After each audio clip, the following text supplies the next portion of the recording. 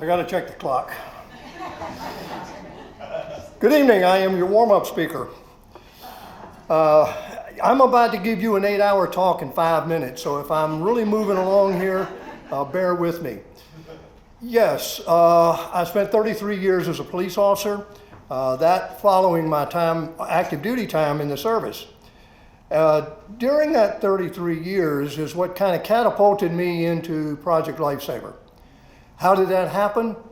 Well, as a police officer, I served in every bureau and every division in the police department and commanded all of them at one time or another. But the one I commanded the longest was Special Operations, which was the SWAT team and search and rescue.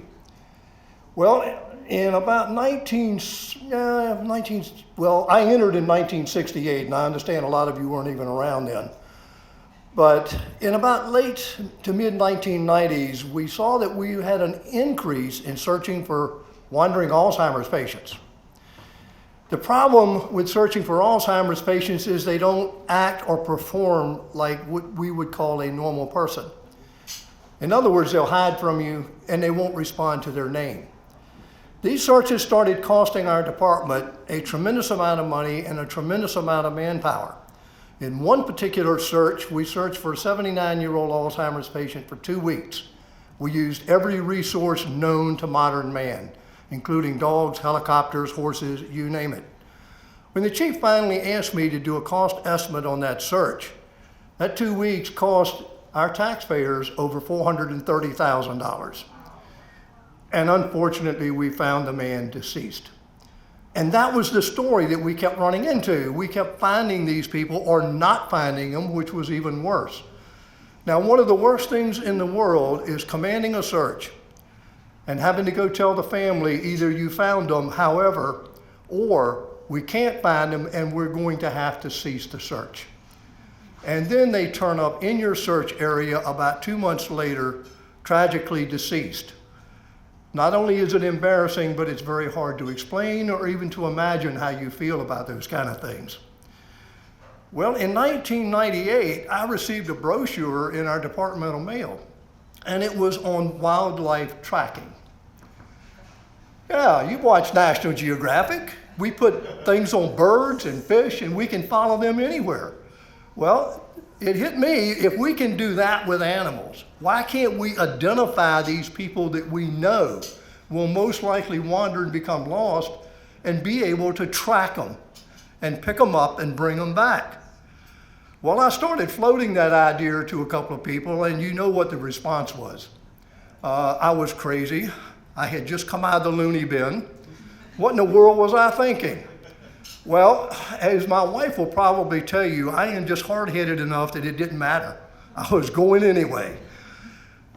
I contacted the manufacturer of the wildlife tracking units and said, listen, this is what I would like to do. Well, after he got through laughing, he said, you know, there may be something to that. I said, well, how about we give it a try? Well, the next step was I had a great theory, a great idea, at least in my estimation, it was a great idea. I had no money. So I had to go to a local hospital foundation, argue with them for about 4 different sessions. Finally, they gave me a little bit of seed money and thanked me to leave. Okay, I went out the door. I was happy. I had a little bit of money. We're going to start this thing. Well, who do you look for to teach you how to do this? There was nobody. It dawned on me all of a sudden, hey, we're it. We are the blueprint. We're going to have to make this stuff up as we go along. So we did. Well, shortly after instituting the program in my city, now I have to say that because this whole idea was somewhat selfish. This was for my city. I didn't care about anybody else. This was for Chesapeake, Virginia. Okay, we started the program. We did a press release. The press release came out. So where do you think the very first risk transmitter went to? Virginia Beach, Virginia, the next city over. Program's rolling. Well, you know, things started happening and we were worrying about the first search. Remember what I said earlier? We were the blueprint. We made it up. Well, all of this is great, but is it going to really work? First search, 2 months into the program, we got a call. One of our people wearing a wristband had gotten away. I don't know if any of y'all have ever heard the term perker factor. It's a stress thing, if you don't know. Well, I was rolling into the area and the stress was extremely high because here's where the rubber meets the road. We either do it or we don't. And if we don't, we're going to be a colossal laughingstock failure.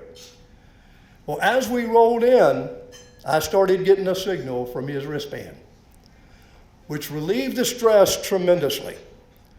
As I got out and started tracking the signal, this gentleman who we had located 2 months earlier, and it took us 9 hours and 100 people, we located him in 1.5 minutes with 2 people.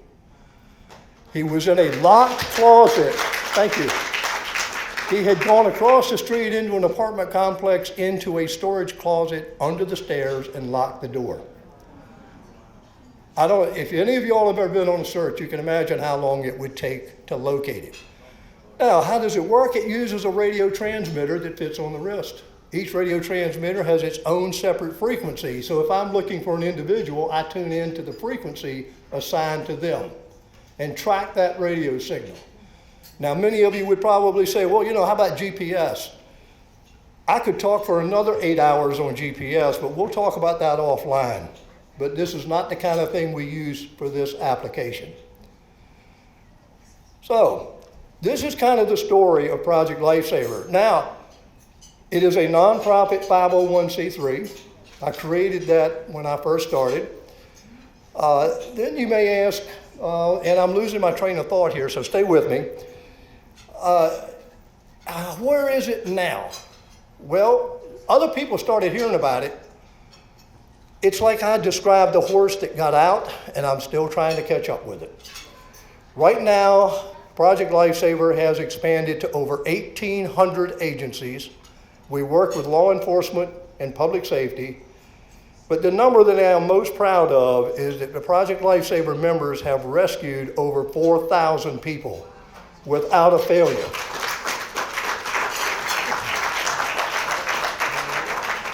Now, I am going to unabashedly promote our book.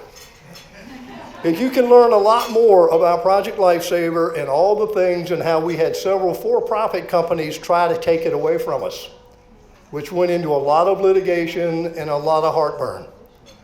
It's all in here. You can go to Amazon.com and get it. It comes in the Kindle version and the hardback and the paper version. And you hear, I've already asked Stephanie for permission to ignore that. So, it is kind of irritating. So. I figured it out. Now, it is called Deploying High, and if you're going to ask me why is it called Deploying High, that came from my years of skydiving. Deploying high is what I always did when I was jumping. I like to deploy my parachute high because the most peaceful feeling in the world is when you got a good canopy with the wind rippling through it and the view that you get. And you've got about 3 to 4 to 5 minutes to enjoy it. So, now, this book was originally put out in 2019 by another publisher, and it didn't really go anywhere. Well, about a year ago, I met a gentleman here by the name of Barack Granat. And I asked him about the book. Well, Barack took it, republished it, reformatted it, and it became an international bestseller in 4 countries.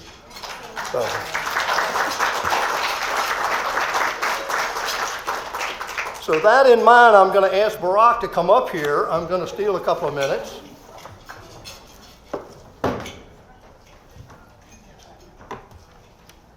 Barack, for what you've done for Project Lifesaver in the book Deploying High, we would like to present you with this certificate of appreciation.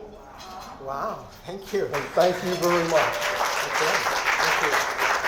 I'd ask you to say a few words, but my time is up. One day at a time. Thank you so much. Thank you very much again, and all the proceeds for this book go to Project Lifesaver to support our program. Thank you.